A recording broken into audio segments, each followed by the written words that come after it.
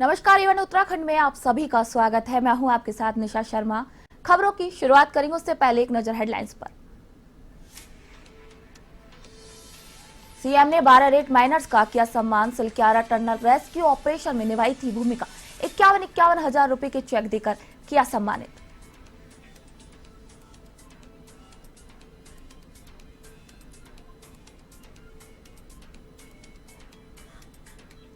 सांसद निलंबन मामले में कांग्रेस उतरेगी सड़कों पर। हाईकमान ने दिए प्रदेश व्यापी आंदोलन के निर्देश। करेंगे राजभवन का घेराव।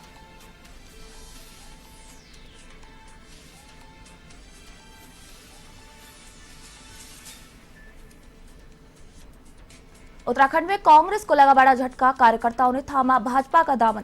दूसरे दलों के कार्यकर्ताओं को पार्टी में शामिल कराने का शुरू किया अभियान।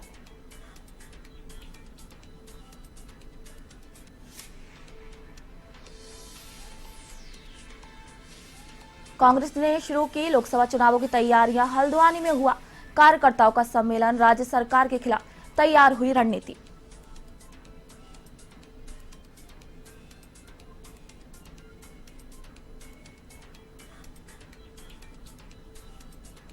उत्तराखंड को डस्टबिन फ्री करने की कवायद। मुख्य सचिव ने जारी किए निर्देश।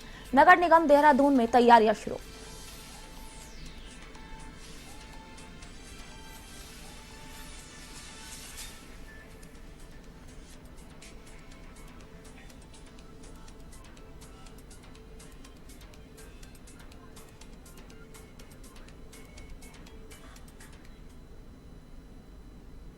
और अब खबरें विस्तार से। उत्तराखंड मुख्यमंत्री कैंप कार्यालय देहरादून में सम्मान समारोह का आयोजन किया गया। कार्यक्रम में सीएम पुष्कर सिंह धामी ने 12 रेट माइनर्स का सम्मान किया। मुख्यमंत्री पुष्कर सिंह धामी ने फूल मालाओं के साथ सभी रेट माइनर्स का सम्मान किया। साथ ही सभी रेट माइनर्स को 51 हजार रुपए के चेक भी सम्मान के तौर पर सौंपे। इसी दौरान सीएम धामी ने कहा कि सभी रेट माइनर्स को नामुमकिन को मुमकिन भी करके दिखाया था। आपको बता दें कि 12 रेट माइनर्स ने सिलक्यारा टनल हादसे में महत्वपूर्ण भूमिका निभाई थी। 17 दिन तक चले इस रेस्क्यू ऑपरेशन के बाद सभी 41 मजदूरों को सुरक्षित बाहर निकाला गया था।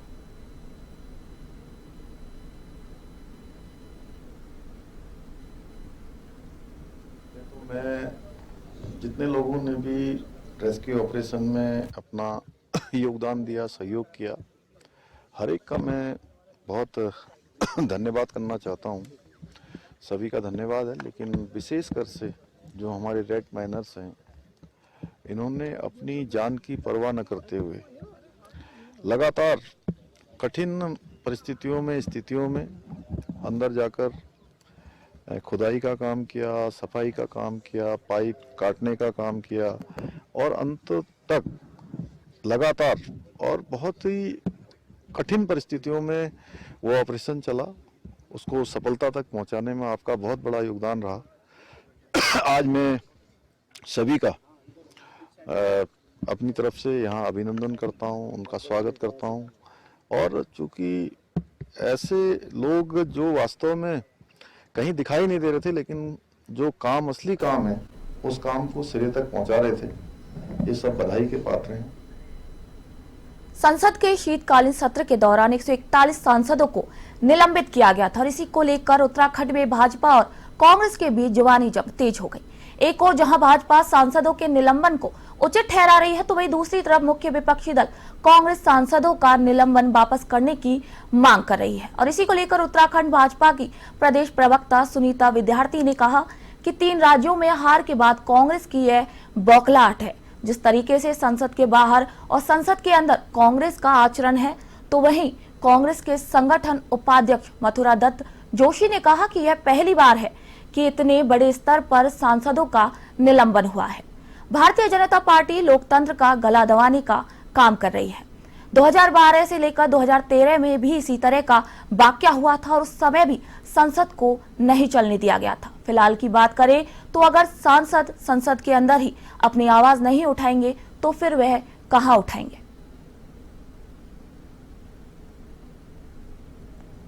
देखिए, 3 राज्यों की जो हार विपक्षी को मिली है ये उसकी बौखलाहट है, और संसद के बाहर जो अमर्यादित आचरण विपक्ष दिखा रहा है, साफ जाहिर होता है कि 2024 में भी ये विपक्ष में ही बैठने वाले हैं, और पूरा देश जो है संसद कार्यवाही में जो महत्वपूर्ण बिलों पर चर्चा होनी थी उसके लिए इंतजार कर रहा है। लेकिन विपक्षी दलों का इस प्रकार का अमर्यादित आचरण ये बताता है कि ये कितने सीरियस हैं, और जिस प्रकार का वहाँ पे जो सुरक्षा में जो चूक हुई है, जो उल्लंघन हुआ है, उसमें निंदा करने की बजाय अपना पूरा समर्थन विपक्ष दे रहा है। ये बहुत भारतीय जनता पार्टी को इस बात का जवाब देना चाहिए कि अगर सांसद सदन में नहीं बोलेगा, ये कहां बोलेंगे।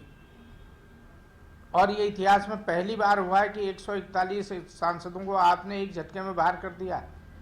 आप विपक्ष विहीन संसद चलाना चाहते हैं, आपकी मंशा में खोट है, आपकी नीयत में खोट है। हल्द्वानी में कांग्रेस की ओर से नैनीताल जिला सम्मेलन आयोजित किया गया। इसमें प्रदेश अध्यक्ष करण मेहरा, नेता प्रतिपक्ष यशपाल आर्य सहित कई विधायक मौजूद रहे, और इसी सम्मेलन में पार्टी पदाधिकारियों के साथ पूर्व विधानसभा प्रत्याशी भी शामिल हुए। लोकसभा चुनावों से पहले कार्यकर्ताओं के बीच पार्टी को मजबूत करने का लक्ष्य लेकर यह कार्यक्रम किया गया, और इसी दौरान मंच से कई वरिष्ठ नेता और कार्यकर्ताओं ने अपनी नाराजगी भी जाहिर की। वहीं कांग्रेस प्रदेश अध्यक्ष करण मेहरा ने कहा कि पार्टी को मजबूत करने के लिए लगातार इस तरह के सम्मेलन आयोजित किए जा रहे हैं। वहीं राज्य सरकार के खिलाफ रणनीति भी तैयार की जा रही है। तो वहीं नेता प्रतिपक्ष यशपाल आर्य ने कहा कि पार्टी नेताओं से विचार विमर्श किया जा रहा है, और साथ ही खनन के निजीकरण को लेकर भी जल्द ही बड़ा आंदोलन किया जाएगा।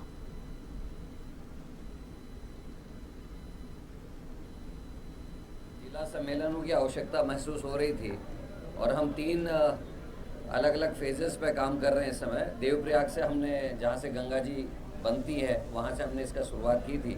उसके बाद रुद्रप्रयाग, चमोली, पौड़ी, उत्तरकाशी, टिहरी, लोहाघाट, चंपावत, फिर पिथौरागढ़, फिर बागेश्वर और अल्मोड़ा के हम कर चुके हैं। आज नैनीताल जिले की ये बैठक है, और इसमें जहाँ अपने अध्यक्ष विचार विमर्श कर रहे हैं, निचले स्तर पर, बूथ स्तर पर हमारी क्या स्थिति है इसका आकलन कर रहे हैं। सभी हमारे साथियों ने कहा कि बूथ मैनेजमेंट बेहतर होना चाहिए, बूथ कमेटियों का गठन होना चाहिए। कई जगह बूथ कमेटियां बनी हैं, और अगला चरण जो हमारा है उसमें हम सीधे अपने बूथ के कार्यकर्ता। नहीं, देखिए, बहुत बड़ा, मैं जिला अध्यक्ष महोदय और महानगर अध्यक्ष महोदय को बधाई देता हूँ। सफल आयोजन हुआ है पूरे जिले से, पूरे महानगर क्षेत्र से। नैनीताल जनपद का पूरा अच्छा रिप्रेजेंटेशन यहाँ पे हुआ है। हमारे ब्लॉक अध्यक्षगण से लेके हमारा आम कार्यकर्ता जो है, और एक क्लोज डोर में हुआ है। मीडिया को भी अभी आमंत्रित करा है, तो जो उनके कोई पीड़ा या दर्द भी था, क्योंकि होता कार्यकर्ताओं की कभी कभी पीड़ा होती है, दर्द।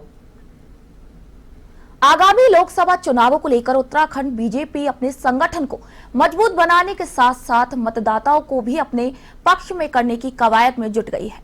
बीजेपी के प्रदेश अध्यक्ष महेंद्र भट्ट ने ये कहा कि 24 दिसंबर को देहरादून में युवा मोर्चा और अनेक सामाजिक संगठन के साथ दल के कार्यकर्ता मिलकर मोदी है ना कार्यक्रम के अंतर्गत एक विशाल पदयात्रा देहरादून में निकालने वाली है, और इसी के साथ साथ आगामी दिनों के अंदर युवा मोर्चा के कार्यक्रम युवा मतदाता सम्मेलन आयोजित किया जाएगा। उन्होंने ये भी कहा कि 1 से 10 जनवरी तक प्रत्येक बूथ का टोली सम्मेलन किया जाएगा।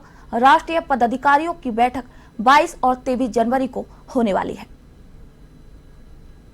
देखिए, अभी 3 महत्वपूर्ण कार्यक्रम रहेंगे। एक तो 24 तारीख को देहरादून के अंदर हमारा युवा मोर्चा अनेकों सामाजिक संगठन दल के कार्यकर्ताओं के साथ मिलकर मोदी है ना, इसके अंतर्गत एक विशाल पदयात्रा हम देहरादून में निकालने वाले हैं। इसके साथ साथ आगामी दिनों के अंदर युवा मोर्चे को भी हमने कुछ कार्यक्रम दिए हैं, जिसमें भाजपा समर्थक युवा मतदाता सम्मेलन हम लोग करने वाले हैं हर विधानसभा कार्यक्रम। कांग्रेस को आज बड़ा झटका लगा जब कांग्रेस पार्टी के कई पदाधिकारी और कार्यकर्ताओं ने भाजपा का दामन थाम लिया।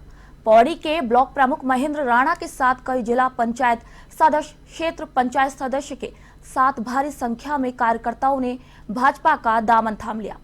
भाजपा प्रदेश कार्यालय में सभी कार्यकर्ताओं को भाजपा प्रदेश अध्यक्ष महेंद्र भट्ट ने भाजपा की सदस्यता दिलवाई और इसी मौके पर उन्होंने कार्यकर्ताओं को संबोधित भी किया। भाजपा प्रदेश अध्यक्ष महेंद्र भट्ट ने ये कहा कि आज से भाजपा ने दूसरे दलों के बूथ स्तर के कार्यकर्ताओं को पार्टी में शामिल कराने का अभियान शुरू किया है।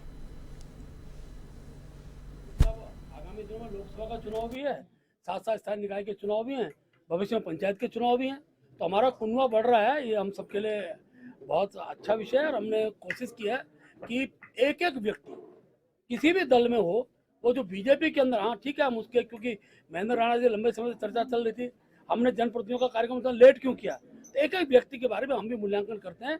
मूल्यांकन के बाद ही कार्यकर्ता को हम ज्वाइन कराते हैं। और मैं आपको कह सकता हूँ जितनी बड़ी संख्या में लोग, आज से प्रक्रिया प्रारंभ हुई है। अभी पौड़ी लोकसभा, अभी टिहरी लोकसभा, हरिद्वार के अंदर कांग्रेस के केंद्रीय नेतृत्व की ओर से प्रदेश कांग्रेस कमेटी को निर्देश दिया गया है कि वह सांसदों के निलंबन के विरोध में प्रदेश व्यापी आंदोलन चलाए और इसी के तहत शुक्रवार को उत्तराखंड कांग्रेस कमेटी के तमाम कार्यकर्ता राजभवन का घेराव करेंगे। कांग्रेस के प्रदेश उपाध्यक्ष मथुरा दत्त जोशी ने कहा कि सांसदों का निलंबन और लोकतांत्रिक तरीके से हुआ है और इसी के विरोध में कांग्रेस हाईकमान ने जो दिशा निर्देश दिए हैं उसी पर कार्रवाई की जाएगी। पूरे प्रदेश में कांग्रेस के कार्यकर्ता जगह जगह इसका विरोध प्रदर्शन करेंगे। वहीं भाजपा के प्रदेश अध्यक्ष महेंद्र भट्ट ने कहा कि कांग्रेस अपने स्तर से जो चाहे वह करे, पर जो मर्यादा उन्होंने तोड़ी उस पर भी बात करे। अखिल भारतीय कांग्रेस कमेटी के निर्देश पर सांसदों के निलंबन के विरोध में, अलोकतांत्रिक तरीके से सांसदों के निलंबन के विरोध में प्रदेश कांग्रेस कमेटी का राज्यव्यापी प्रदर्शन है। उसी सिलसिले में प्रदेश कांग्रेस कमेटी के अध्यक्ष आदरणीय करण मेहरा जी के नेतृत्व में देहरादून में भी विधायी व्यवस्था में माननीय राज्यसभा के अध्यक्ष जी का जो अपमान जिस रूप में किया जा रहा है वो भी अपने आप में अशोभनीय है। खास तौर पर राज्यसभा के सांसदों को उच्च सदन का सदस्य कहा जाता है और अपने मुखिया की इस प्रकार से खिल्ली उड़ाना, इसका एक बहुत बड़ा आक्रोश किसान वर्ग में है और जाट समुदाय के बीच में है। तो मैं कह सकता हूँ कि एक बार तो उनको माफ़ी मांगनी चाहिए। उसका कहीं भी जाए, राजभवन जाए, कहीं भी जाए, लोकतंत्र में सबको अपना विचार रखना। उपराष्ट्रपति जगदीप धनखड़ की विपक्ष के नेताओं ने की मिमिक्री के विरोध में भारतीय जनता पार्टी किसान मोर्चा ने देश भर में विरोध प्रदर्शन कर रहे हैं और साथ ही उत्तराखंड बीजेपी किसान मोर्चा ने प्रदेश के सभी जिलों और मुख्यालयों पर टीएमसी सांसद कल्याण बनर्जी समेत विपक्षी दलों के खिलाफ विरोध प्रदर्शन किया। और इसी मौके पर बीजेपी किसान मोर्चा के अध्यक्ष जोगेंद्र सिंह पुंडेर ने प्रेस वार्ता कर विपक्ष पर संवैधानिक पद की गरिमा तार-तार करने के साथ ही किसानों और बैकवर्ड समाज की निंदा करने का भी आरोप लगाया है। श्रीमान कल्याण बनर्जी के द्वारा अपने बहुत ही साधारण परिवार से, किसान परिवार से, जो हमारे उपराष्ट्रपति एवं राज्यसभा के सभापति माननीय श्री जगदीप धनखड़ जी को बड़े ही अशिष्ट तरीके से मिमिक्री, उनका नकल करते मजाक उड़ाया गया। और से अपने प्रधानमंत्री जी भी आहत हुए, अपनी राष्ट्रपति द्रौपदी मुर्मू जी भी आहत हुए कि ऐसे सम्मानित पदों पर बैठ के आप इस तरीके का अगर जो आचरण करेंगे तो आने वाले समय में हम अपने नौजवान नौनिहालों को और पूरे देश को नहीं विश्व में हम क्या संदेश देना चाह रहे हैं, इसकी हम घोर भर्त्सना करते हैं तथा भगवान से प्रार्थना करते हैं। जाफरपुर में झोला छाप चिकित्सकों के खिलाफ अभियान चलाया जा रहा है और इसी के तहत स्वास्थ्य विभाग की टीम ने दिनेशपुर क्षेत्र के 2 चिकित्सकों के प्रतिष्ठान को सील कर दिया। सामुदायिक स्वास्थ्य केंद्र गदरपुर के प्रभारी चिकित्सक डॉक्टर संजीव सरना, रुद्रपुर तहसीलदार सुरेश कुमार और गदरपुर तहसीलदार देवेंद्र सिंह विष्ट की संयुक्त टीम ने ये कार्रवाई की। अवैध रूप से संचालित ओम क्लिनिक और कंचन क्लिनिक पर छापेमारी की गई और इसी दौरान कोई भी बिना किसी रजिस्ट्रेशन और कोई कागजात मौजूद न होने पर दोनों क्लिनिकों को सील कर दिया गया। उक्त कार्रवाई के दौरान आसपास अफरा तफरी मच गई और इससे अफरा तफरी का माहौल बन गया।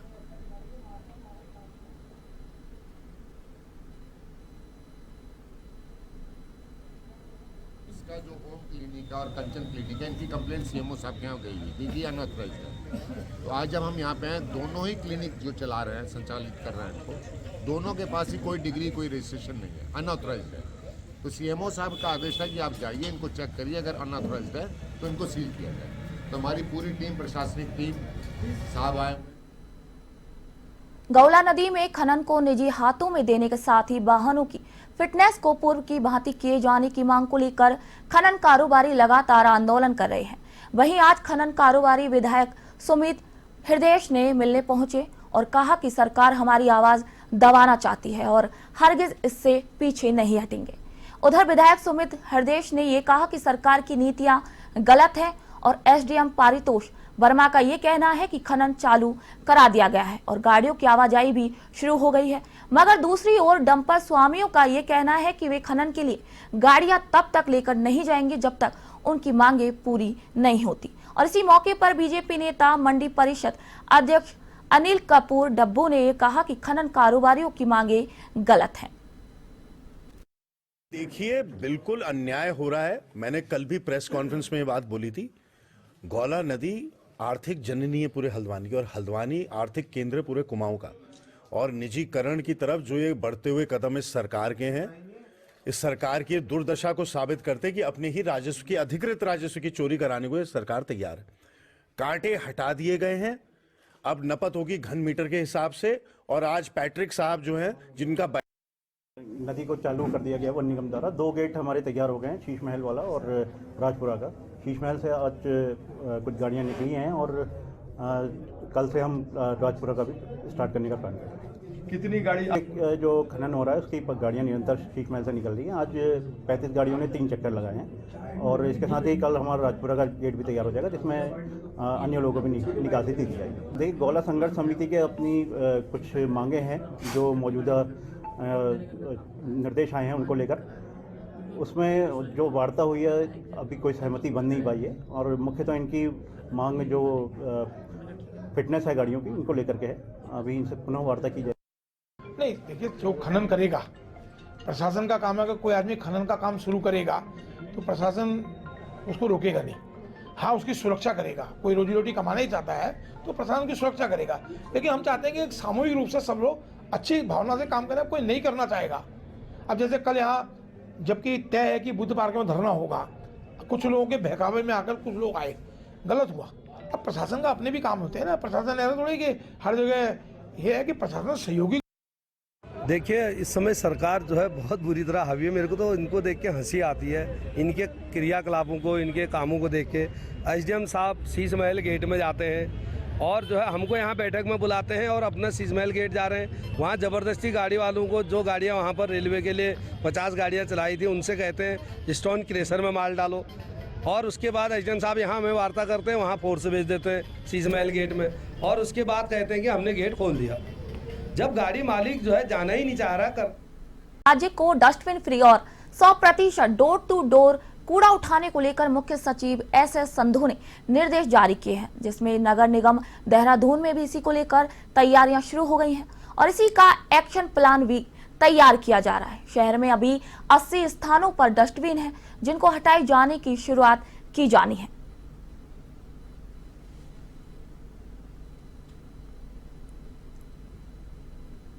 हमारे ऐसे क्षेत्र हैं जहाँ पर डस्टबिन का प्रयोग किया गया, नगर निगम के डस्टबिन है। हम उनको फेज़ वाइज मैनर में कैसे फेज़ आउट करेंगे, उनको कैसे सिस्टम से हटाएंगे और उसकी अल्टरनेट क्या व्यवस्था देंगे, तो हम एक्शन प्लान उसका एक तैयार कर रहे हैं। अगले 2 या 3 दिन में हम उसका एक्शन प्लान तैयार कर लेंगे। उसके अल्टरनेट व्यवस्था के तौर पर हम अपना जो डोर टू डोर कलेक्शन है उसको बेटर करेंगे। दूसरा, हम उसमें एनफोर्समेंट की कार्रवाई पर भी पूरा जोर देंगे, जैसे इसमें सीसीटीवी कैमरे का वहाँ पर इंस्टॉलेशन। मुख्यमंत्री पुष्कर सिंह धामी के नशा मुक्त राज्य के सपने को साकार करने की दिशा में रायवाला पुलिस को बड़ी सफलता हाथ लगी है। पुलिस ने एक कार से सप्लाई किए जा रहे 58 किलो गांजा पकड़ा है। गांजा तस्करी करने के आरोप में पुलिस ने एक महिला सहित 5 तस्करों को गिरफ्तार किया है और उन्हीं के खिलाफ पुलिस ने मुकदमा दर्ज कर लिया है। मामले का खुलासा एसएसपी अजय सिंह ने किया। एसएसपी के मुताबिक आज सुबह मुखबिर की सूचना पर पुलिस ने रायवाला में वाहनों की चेकिंग की और इसी दौरान हरिद्वार की ओर से आ रही एक बिना नंबर प्लेट की संदिग्ध कार की तलाशी लेने पर कार के अंदर से 58 किलो गांजा बरामद हुआ। आरोपियों की पहचान दीपक कुमार, सुनील आर्य, इफ्तिकार, रियाज और पूजा देवी के रूप में हुई है।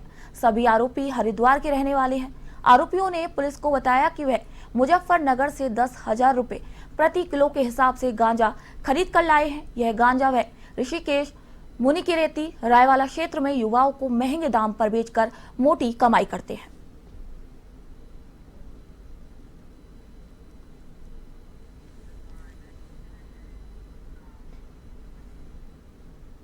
काशीपुर में विगत रात्रि अज्ञात हथियारबंद लुटेरों ने मकान मालिक को बंधक बनाकर नकदी सहित घर में रखे आभूषण लूट लिए, जिसका विरोध करने पर लुटेरों ने मकान मालिक के साथ मारपीट कर घायल कर दिया।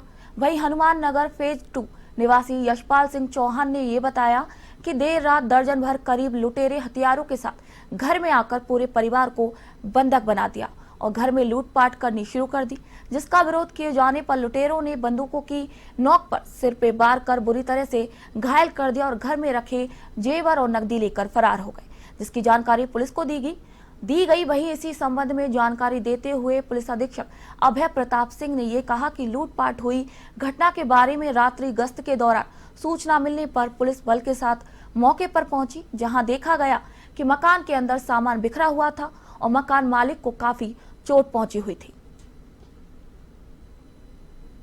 रात की लगभग 1 बजे की घटना है और हम लोग उस समय सूर्य चौक में थे। रात में गश्त और अन्य ड्यूटियों को चेक किया जा रहा था। इसी क्रम में हमें लगभग 2 बजे करीब में सूचना मिली कि हनुमंत बिहार कॉलोनी है, वहाँ पे कुछ लोग घर में घुसे हुए हैं और उन्होंने वहाँ पे लूट करी है। इस सूचना पर तत्काल मैं स्वयं भी क्षेत्राधिकारी, थाना पुलिस सभी मौके पर पहुंचे तो वहाँ पे ज्ञात हुआ कि एक चौहान जी हैं, उन अपने बच्चे के साथ।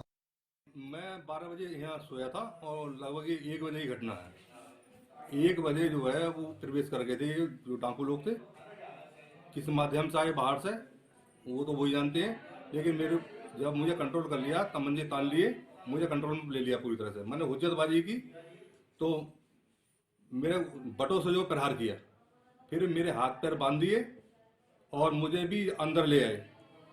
अंदर लाकर इन्होंने जो मेरा बच्चा था, जब यहाँ पे शोर मचा था तो मैं उठा था तो यहाँ पे कम से कम 8-9 लोग अंदर आए थे और फिर हमें कहा था कि चुप रहो। फिर देहरादून जीपीओ के डायरेक्टर पोस्टल सर्विसेज अनुसुईया प्रसाद चमोला के अनुसार गंगा जल के पैकेजिंग का काम पूरी तरह से पोस्ट ऑफिस की टीम कर रही है। यह पूरी तरह से मैन्युअल होता है। टीम गंगोत्री से गंगा जल लेकर आती है, जिसकी उत्तरकाशी में पैकेजिंग की जाती है। 250 ml की बोतल्स में गंगा जल पैक कर 22 राज्यों में देहरादून जीपीओ इसे सप्लाई करता है। गंगा जल की डिमांड सभी राज्यों से लगातार बढ़ रही है और खास बात यह है कि गंगोत्री स्थित गंगा के उद्गम स्थल से इस गंगा जल को लाया जाता है। देखिए, गंगा जल जो पोस्ट ऑफिस के माध्यम से वितरित होता है वो 2016 में स्टार्ट हुआ था। उसके बाद इसको 2019 से एक नए रूप में जो है हमने सप्लाई किया था और वो था कि केवल गंगोत्री का गंगा जल हम लोग 250 ml की बोतल के माध्यम से 3000 पोस्ट ऑफिसों के माध्यम से पूरे हिंदुस्तान में इसको वितरित करवा रहे थे। तो अभी चूंकि देहरादून जी मौसम विभाग ने एक बार फिर से प्रदेश भर के लिए पूर्वानुमान जारी कर दिया है। मौसम विभाग के मुताबिक आने वाले 1 से 2 दिनों तक प्रदेश में बारिश और बर्फबारी देखने को मिल सकती है। मौसम विभाग के मुताबिक निदेशक विक्रम सिंह ने जानकारी देते हुए बताया है कि 22 और 23 दिसंबर को फिर से एक पश्चिमी विक्षोभ सक्रिय होने से उत्तराखंड में इसका असर देखने को मिल सकता है। जो अंदर डिस्ट्रिक्ट है, कुमाऊं रीजन के भी, जिसमें कि पिथौरागढ़ और बागेश्वर है, तो उनमें छोटी एक्टिविटी हायर रीचेज में विशेषकर लाइट एक्टिविटी हो सकती है, रेन और स्नोफॉल की। तो स्नोफॉल तो 3000 मीटर या उससे अधिक ऊंचाई के जो क्षेत्र है तो उसमें ही संभावना है। तो आप ये कह सकते हो जो अंदर के डिस्ट्रिक्ट हमारे उत्तरकाशी, चमोली, पिथौरागढ़, रुद्रप्रयाग या बागेश्वर, इनमें थोड़ी हल्की बारिश और बर्फबारी की संभावना कहीं कहीं पर होगी, ऐसा नहीं कि बहुत ज़्यादा कुछ है। और भी गढ़वाल के डिस्ट्रिक्ट देखें तो क्लाउडी है। जसपुर में भारतीय किसान यूनियन ने विद्युत उपखंड क्षेत्रीय अधिशासी अभियंता विनीत कुमार सक्सेना को मुख्यमंत्री के नाम 4 सूत्रीय मांगों का ज्ञापन सौंपा। ज्ञापन में किसानों को 300 यूनिट तक बिजली फ्री देने, ट्यूबवेल कनेक्शन में इलेक्ट्रॉनिक मीटर नहीं लगाने और किसानों को बकाया बिल में छूट देने की मांग की गई है। यूनियन के वरिष्ठ प्रदेश उपाध्यक्ष प्रेम सिंह साहोता ने ये बताया कि अन्य प्रदेशों में किसानों को जो राहत दी जा रही है उसी तर्ज पर उत्तराखंड के किसानों को भी ये मांग हिदायत दी जाएगी। के नाम लिया गया है ज्ञापन आज जसपुर बिजली घर में, और किसानों की जो मुख्य मांग है वो है ट्यूबवेल की जो बिजली है उसे फ्री करने को लेकर, क्योंकि हमारे साथ यूपी लगता है राज्य, उसकी बिजली लगभग मुझे लग रहा है 1 साल से फ्री की हुई है मुख्यमंत्री जी द्वारा। तो हमारा जो प्रदेश है तो फिर भी यहाँ बिजली का उत्पादन हो रहा है उसी तरह। भारतीय किसान यूनियन के माध्यम से दिया गया माननीय मुख्यमंत्री से बिजली बिल माफ करने हेतु दिया गया और उन समस्याओं के लिए इसलिए माननीय मुख्यमंत्री जी को प्रेषित कर दिया जाएगा। बुलेटिन में फिलहाल के लिए इतना ही। मुझे दीजिए इजाजत। देखते रहिए A1 उत्तराखंड। नमस्कार।